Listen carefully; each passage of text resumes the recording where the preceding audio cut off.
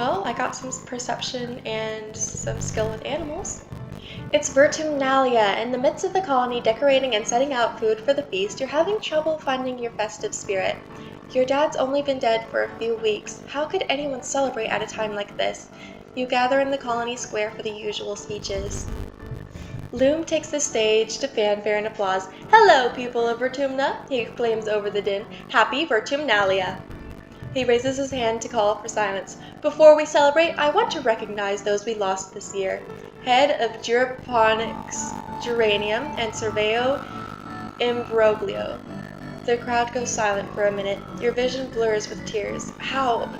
This is supposed to make you feel better that he's gone. "This year has taught us that the aliens are more dangerous than we ever knew," Lim continues. "It's not just the attacks during Glow, they're weaponizing the very air we breathe. But they won't win. Already we've discovered how to beat them at their own game. With everyone inoculated against the Shimmer, we're one step closer to total domination over this planet." After the council members each give their annual reports, everyone starts clearing the square set up for Vertumnalia games. You feel the pulse of a new holo message in your palm and open it to read. "Happy Vertumnalia! There's a present for you on the table. XOXO, your secret admirer." I wonder who that could be. You rush over to the feast table and spot a wrapped up present among the roasted vegetables. Wow, you have a secret admirer? You unwrap the present. It's a data band. You snap it on your wrist and boot it up to your hollow palm. It's full of all your favorites. Songs, videos, shows, and games. A collection created by someone who must really knows you. Cal? Now, you've always had your media with you, even if the net goes down, including your favorite episodes of The Rise and Fall of the Sanctuary Moon. Nice. You search on the holopalm for any hint of who could have made it, but you can't find anything. You'll have to ask around, but later. The games are about to begin. You assemble with the other kids for the annual games. I guess? Trivia? "We're not going to have any pop culture questions this year, right?" Tangent sulks, her voice dripping with disdain. "I just don't see the point. Why aren't we celebrating real intelligence?" Luckily, Nami doesn't overhear this, or if they do, they don't care. They're just happy to be here. No. Matt, this one, and this one. The goal is 90 now. Oh boy. There's 3, 4, 5.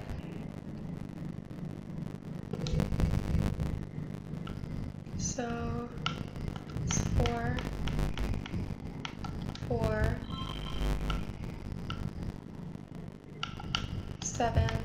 7, 8. Yeah. If Tangent were about 40% more aggressive, the end of the trivia match would have ended in a brawl. Nomi sweeps the pop culture categories and surprisingly a number of engineering ones too. Thanks to her interest in robotics, Tangent comes a close second, only having biological science in her wheelhouse. You come in third, which is a nice way of saying you came in last. After the festivities, everyone descends on the feast. You heap your plate with more food than you can eat in 3 sittings. Everyone around you is so happy you can't help but notice the empty space where your dad should be sitting. It's your first holiday as an orphan. The other colonists try to make room for you in their conversations, but it's not the same. Well, now it's mid-dust, and it seems like... does everyone have something to say, or is it just those two? No, it's everyone. Well, we'll see what Cal has to say first. Hey, Cal. You find Cal catching a break in the shade of one of the garden sheds, a wide-brimmed hat pulled down low over his eyes. Hearing your approach, he lifts the brim and shoots you a smile. "Hey, Solana, taking a break too?" "Someone gave you that data band. It might have been Cal." For someone to have known me that well, it must have been him. Cal looks away, his smile turning a little embarrassed. Is that okay? Yeah. Cal blinks. Whoa, really? I didn't expect that. Ah! You lean in and kiss Cal on the cheek. He laughs warmly and touches the place your lips landed, blushing. Thanks, he whispers. I guess you liked your data band. I did. And I like you too.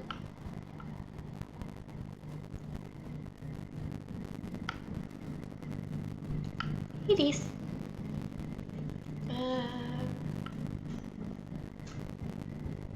I guess. Oh, Nomi still has something to say.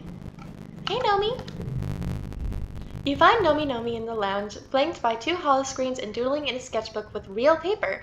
One holoscreen is playing an animated kids show, while the other is a wall of text that looks like it might be a translation guide of some kind. Nomi's attention moves between the three easily. When they see you, they jump quickly and close their holoscreens, sitting straight up and clutching their sketchbook on their chest. Oh, hi, Solana! They giggle, rubbing the back of their head charmingly. How you doing? Is that in a different language? Oh yeah, Nomi says, wrinkling their nose. It's better than the original language, but the subtitles don't tell the whole story either. Nomi sets their sketchbook aside and looks around conspiratorially. I thought you were gonna bust me for jailbreaking my holopad, they say. All the Helio kids have restrictions on what they can watch and for how long, but you guys have so many more cartoons than we had. Nomi throws their arms in the air. Like the first season of TurboGirlHyperJets Transformation? What?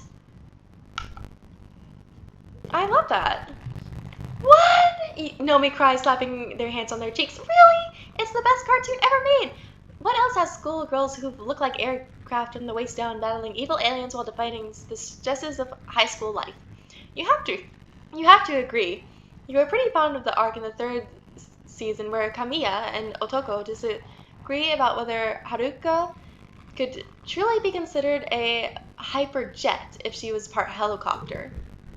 The Heliomita archives only had 2 seasons through 9 and only 3 of the OVAs, Nomi says, puffing their cheeks out.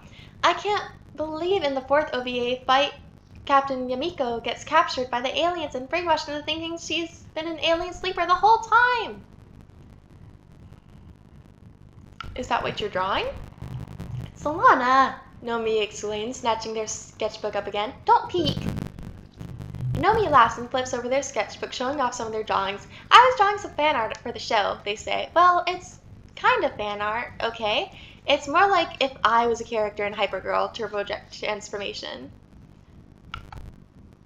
What kind would you be? Nomi blinks at you, clearly stunned by your interest. Oh, well, okay, kind of. You see, all the cool aircraft are already taken, and it'd be rude to double. They press the tips of their index fingers together and look thoughtful. Sometimes I draw my character, as something weird, like a hot air balloon, but then I think, it would be kind of cool if only regular humans in the TurboGirlHyperJets?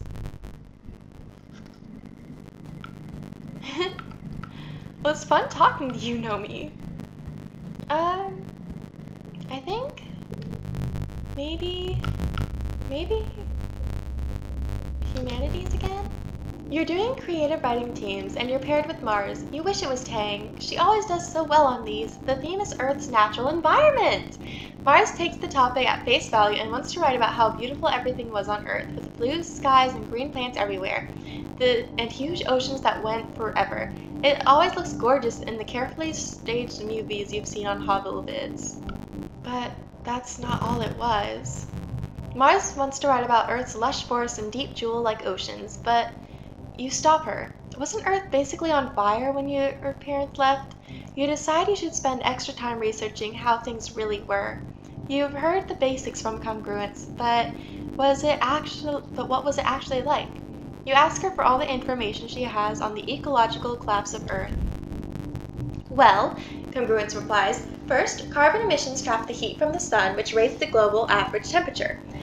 You ask her to stop so you can look up carbon emissions. Then she continues, so the polar ice caps melted and the oceans rose and became too warm to sustain life. Mass weather disruptions caused grasslands to become deserts. Then the bees died. Then so did everything they used to pollinate. Food instability caused wars to break out. By the time your parents left Earth, everything was essentially either underwater, on fire most of the year, or irradiated. Learning all this stresses you out. All of that, just because people wanted to drive cars and own lots of stuff that made in faraway places and have bigger families and keep their big houses the same temperature all year and by burning dirty mud they dug out of the ground. Could that happen here too? You're too bummed to present your findings, but Marms steps up. She's an excellent orator, though she does get some of the facts messed up. You don't get an amazing grade. Mars accepts this with grace, but you still think you would have done better if you'd gone with her idea.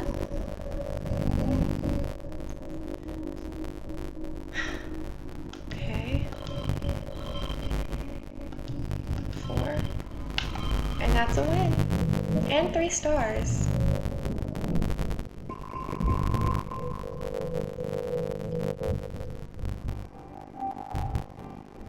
And now, it's late dusty season. I guess we'll check that out.